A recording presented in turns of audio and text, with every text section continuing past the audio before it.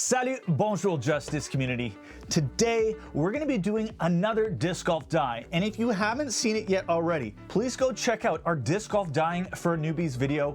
We dyed 2 discs, a T-bird and a wraith. One turned out a little bit better than the other, and we used the shaving cream method. Now for today, we're gonna be using a little bit of a different method. We are actually gonna be using lotion instead of shaving cream, and the disc we're gonna be dyeing for today is the Kastaplast Berg. Now, I've been very afraid to dye this disc. It's one of my go-tos, one of my favorite discs. I mean, it already looks pretty nice, but it's already got some scuffs, a little bit of dirt on it, so I figured it's a good time to dye, and now I have a little bit more experience. But anyways, without further ado, let's get to dyeing this disc so we can show you the results.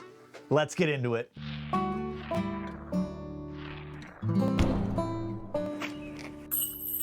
All right, so let's get started. I am just gonna dump this in there. First of all, hoping I have enough of this. Nice sounds, of course. Guarantee there's somebody out there that likes this noise. Oh, jeez. It's a lot of lotion. Looks wonderful, smells nice.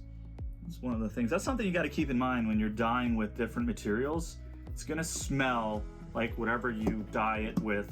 Get out of there, there we go. Oh. Of course, I'm gonna get it on myself. Typical thing. Bottle number 2, numéro 2. Much easier to get a smooth texture than the shaving cream. That's one thing that's very apparent.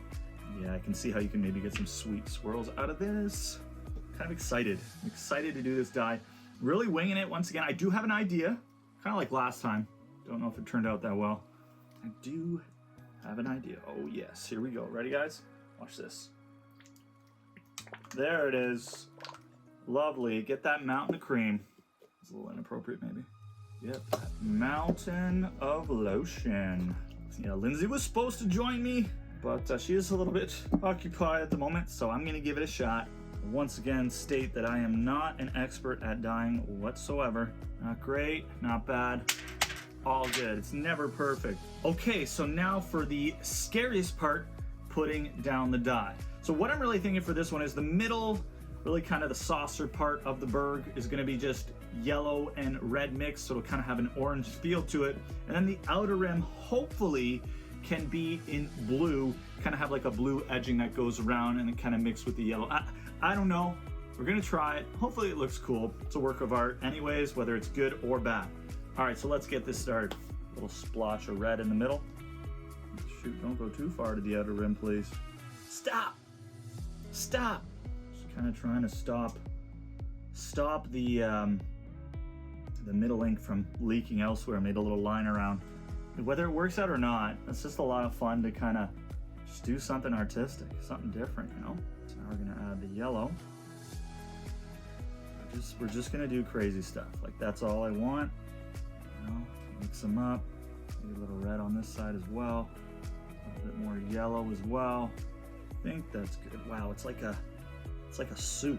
I think this is gonna spill all over the edges. I may need to get something a little better. And what do you know? The cream of that started to, oh, there it is. Already starting to become a disaster. Perfect. Maybe I'll just put the blue and then see what happens and then mix it in. Let's keep going.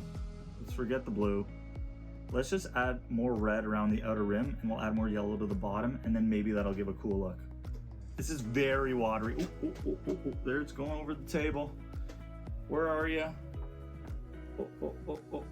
It's going over the table. I don't want to dye the table underneath. All right, we'll be sure to clean that soon. So let's do some designs and let's all have it going to the outside. So if that, I think I just did way too much of a soup. Let's just go all around. It's time to put the disc down. I know it's gonna overflow. I'm probably gonna rush this upstairs afterwards so that I can clean up and not have any ink stain. This is gonna spill over. You guys are gonna love this because you're gonna say in your head, what an idiot. That's what you're gonna say. And that's okay. I get it. I would agree. Let's see the spillage. Oh yeah, massive spillage is happening. You guys are getting this, right? This is the worst thing you could possibly do. Okay, we're gonna push it in. It's gonna spill like crazy. Oh my gosh, Justin. This is so, I swear I didn't plan this. I'm trying to push it in a little more. You know, Justin, you are a class A moron. You know what? We're gonna make this we're just gonna make this even all the way around, if that's possible. So I don't want like a messed up line. I gotta get this out of here. Massive fail. Yeah. Okay, this is a massive disaster. I gotta get this out of here. Stay tuned for the reveal. All right, it's been 24 hours. It's time to check on the disc. But to say that this disc golf die did not go well would be a massive understatement. You guys didn't see it after, but I had to clean a massive mess downstairs. One of the dumbest things that I've ever done. Yeah, we gotta get this off, this off. Let's go, that's going there. And now for the spot we do not wanna do. Okay, whew. I think it's gonna be all right. I then had to transport the disc and tray into something, which then led to me having trouble getting the tray and disc out. So then I had to re-dye, but I didn't have enough lotion. So then I added shaving cream. I upped the rim because the Berg rim is so thick. Then I was worried that the rim wouldn't be covered. So then I dyed the back of the disc in blue. And yeah, I don't think it's gonna be a good result. You never know though. It could turn out beautiful, but most likely not so good. Let's take a look. Starting with the back. Let's go.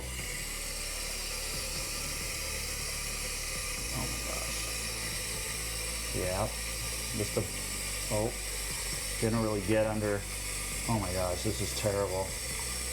Yeah, okay, it's not that bad. I mean, I can maybe re-dye a little blue on the side there just to kind of fill it in properly. Now let's see the front. Oh my gosh, let's go. Oh, no, yeah. No.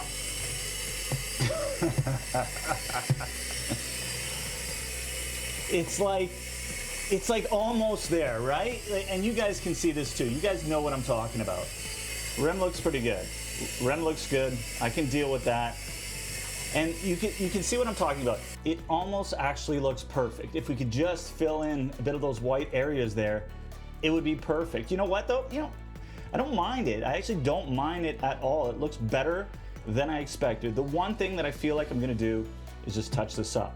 All right, so let's get this all cleaned off, dried up, and let's conclude. Okay, so the disc has been washed, dried, and we got a chance to take a second look. Honestly, not so bad. Not as bad as we expected, and we think you guys would definitely agree with that. We're honestly curious to know what your favorite disc golf dyeing method is, and if you have some disc golf dyes to share, send it to our email and we will definitely share it in our community, get some discussion going, and show some of your wonderful artwork if you've already done some. We hope you had a good laugh today. Thank you so much for watching. Subscribe if you'd like to help continue the growth of JustDisc, and join our Patreon if it's something you're interested in. Thanks for watching JustDisc. We'll see you in the next one. Merci beaucoup et à bientôt.